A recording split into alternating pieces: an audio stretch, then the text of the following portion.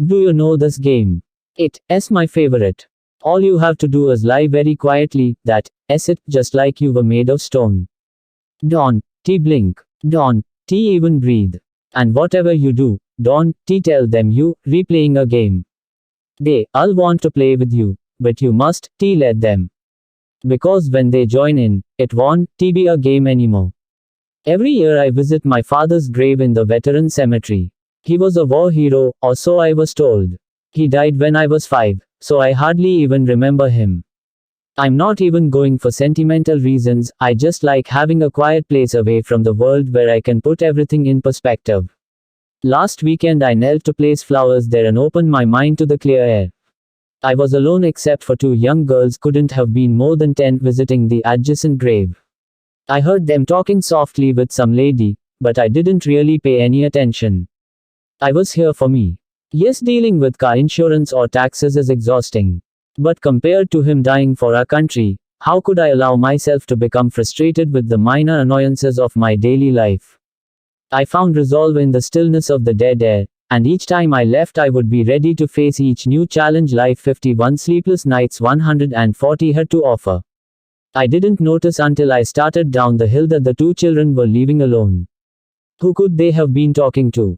I mean, it was an open grassy hill, it's not like the lady with them could have just vanished. But then I heard the voice again, like a middle-aged woman whispering from a long way away. I walked over to the grave they had been sitting by and felt the gusty rustle of the words through the grass around me. It was getting stronger, and I swear it was coming straight from the ground. Bring me my children. I miss my children. The gravestone said Dori Malthusa. I couldn't tell you what else the voice said, because I got the hell out of there. And here I laughed at myself for being freaked, but there wasn't anyone else around to impress by acting brave. A girl has got to take care of herself, you know. Well, maybe it was a trick, or my imagination, or the kids buried a walkie-talkie as a joke. I'd forgotten about it until that night when I turned on the evening news. 2 girls, ages 9 and 11, were found dead in the same cemetery. Their throats were cut from the front. The police say it must have been from someone they know, because there were no signs of a struggle. Their names were Rachel and Elizabeth Malthusa. I'm going back to the cemetery this weekend. If the voice talks to me, I'm going to answer it this time. And if it doesn't, if this is all just my mind playing tricks on me, then I could still use a little more tranquility after that unsettling experience. Tobias Wade, Com141. I returned to the grave of Dori Malthusa yesterday morning. Beats going at night at least, right? The freshly dug graves of her children were keeping her company now. It still seemed ludicrous that she somehow killed them, but I knew I would rest easier knowing they were at peace. Hello Dori. I felt like an idiot talking to a grave. And in the quiet of the cemetery, I felt even stupider expecting a response. This was all nonsense. I must have just been so emotional from sitting beside my father's grave that I imagined her voice before. But I came all the way here, wasting my Sunday off when I could have been sleeping in or catching up on Game of Thrones, so here goes. You need to let your regrets go, Dori. I'm sorry you miss your children, but you can't force them to be with you. If you really loved them, you would want them to be at peace. There's nothing left to keep you here, so it's time for you and your children to rest. I held my breath. The wind rushed through the grass on the hill like a crashing wave. It whistled between the bare headstones. I guess that was what peace was supposed to sound like. The wind died down as I stood to leave, but the sound of the whistling didn't cease. I don't know where it was coming from, but it almost sounded like a giggling child. But we don't want to rest. We want to play. It was unmistakable this time. The voice of a little girl. I stood frozen in place. Playing sounded innocent enough, at least.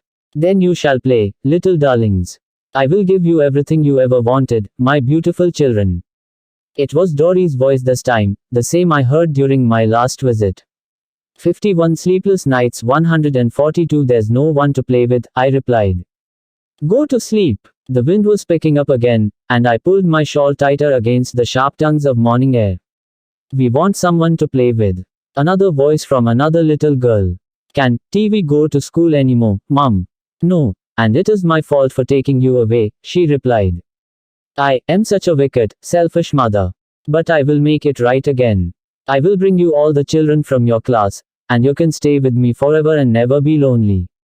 Bring the children. That could only mean one thing. She brought her own children to her by slitting their throats. I had to do something.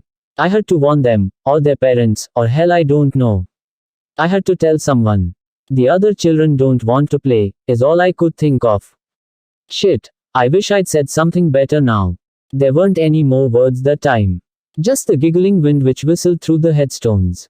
I couldn't just wait for children to start disappearing. I also couldn't imagine the police taking my leathers exactly credible. I considered going to my local church, but there has already been an awful scandal going around there, so I thought it best to not get tangled up. If I was going to do this, it was going to be on my own. After a little research, I was able to pull up the children's obituaries and found the address they used to live. That allowed me to Google the school districts and trace which elementary school the girls had gone to. That's good. That's a start. Now I just had to warn the Tobias Wade, 143 children somehow. A crazy stranger ranting about ghosts threatening their kids though, that sounds pretty sketchy. I know wouldn't let someone like me near kids. The only thing I could think to do was infiltrate the school and wait for something to happen. I don't have any kids of my own, thank God, but I tried calling about signing up as a substitute teacher. They said I needed to pass a class and gain a teaching certificate for that, but I didn't know how much time I had before the Maltusa girls wanted company. I agreed to set up the certificate training and managed to get myself invited down to the school for an interview. Mrs. Neggles, the home teacher, is the sweetest old thing I've ever seen. Imagine a sugar plum in a home-knitted sweater. She'd been in remission for 4 years, but lately her doctors have suspected her breast cancer might be coming back. She anticipated needing to miss quite a few classes for the testing, and was so happy I was there that she brought me straight into the classroom to meet her children. I had to buy as much time as I could. I don't know when they will strike, if they'll strike at all, but it seemed like Dory killed her children the same day she was speaking with them. If she was going to try and collect the rest of the class, then it would have to be during school hours. I made up every excuse I could to stay. I sang with the children in their music class, and volunteered to supervise recess. I helped the cafeteria lady prepare lunch, and even picked up trash with the janitor. By the afternoon, it was clear that they were trying to get rid of me, but there was still no sign of the ghosts. 51 sleepless nights 144. I was sitting in the art room when Mrs. Neggles finally asked me to leave. The children were just filing into the room from their math class. I immediately volunteered to help them painting their wall, but they already had a guest artist who was going to help out. It was getting late though, maybe they would be alright until tomorrow. I started packing up my things, and that's when I heard the Maltusa girls. Come and play with us. The voice was coming through the air conditioning vent. It was as soft as death which visits in a deep sleep. That'll be all. We can take it from here. You may go now. Mrs. Neggles was using her stern voice, the one which made children with the attention span of a rabid squirrel jump into line with military precision. I walked as slowly as I could for the door, desperately looking for any excuse to stay. Can we paint the wall too, Mommy? Of course you can, my darling. What colors do you think will go there? Yellow. And orange. Like leaves. There. A can of paint sitting on the edge of Mrs. Neggles' desk. I gathered my purse, swinging it carelessly behind me. Watch out. Mrs. Neggles was too slow. I hit the can hard, sending it spinning across the room to burst against the far wall. Red paint exploded all over the carpet, and the shrieks and giggles from the children drowned out the whispering voices. I'm so sorry, I said. Here, let me help. You've done quite enough, thank you. Mrs. Neggles Tobias Wade, 145 snapped. Don't step in it now, hey. Stop that. The children were running wild. Shrieking, laughing, red footprints everywhere. Red hands on the walls. If one of them was cut right now, would I even notice? I had to get them out of here. Let me at least watch them outside to give you space to clean up, I said. Fine, just go. Get everybody out. Do you know this game? It's my favorite. We were all sitting in the recess yard. I managed to get them all sitting down in a circle around me, but I was at my wit's end. I don't know how to keep them safe. I want to paint more, Mommy. The voice was getting louder. The kids were looking in all directions, trying to find where it was coming from. Who said that? One asked. Please children. Please listen to me. We are going to play a game. All you have to do is lie very quietly, that's it, just like you were made of stone. I am going to paint something for you now. It is going to be bright red, even brighter than the paint. Don't even blink. Don't even breathe. And whatever you do, don't tell them you're playing a game. The children were all lying down.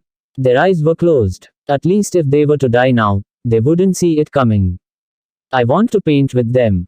Why aren't they painting? They'll want to play with you, but you mustn't let them. I-51 Sleepless Nights 146 was on the verge of tears. But I couldn't break down, or the children would know it wasn't a game. And if it wasn't a game to them, they would begin to cry too. And if they cried, Mommy, make them paint with us. Not a word, not a sound, still a stone. I held my breath. The children were all quiet. There was nothing left I could do. Boring. Mommy, make them stop being boring. Play with my children. A few eyes opened to peek for the voice. A few hands began to rub the drying paint on their skin. Still a stone. First one to move us out, I said. The hands stopped moving. Mommy, this is stupid. Let us go back to the park. Don, you want your class to come with you? No, all boring. Let us go see the ducks. Of course, my darling. Let us go watch the ducks together. I'm a full-time teacher at the school now. I haven't heard the voices again since that time, but I don't feel right leaving the children alone. If the Maltusa girls ever do get lonely and decide to come back, I'm going to be here ready to play a game. It's very easy to play. All you have to do is lie very quietly, just like you were made of stone.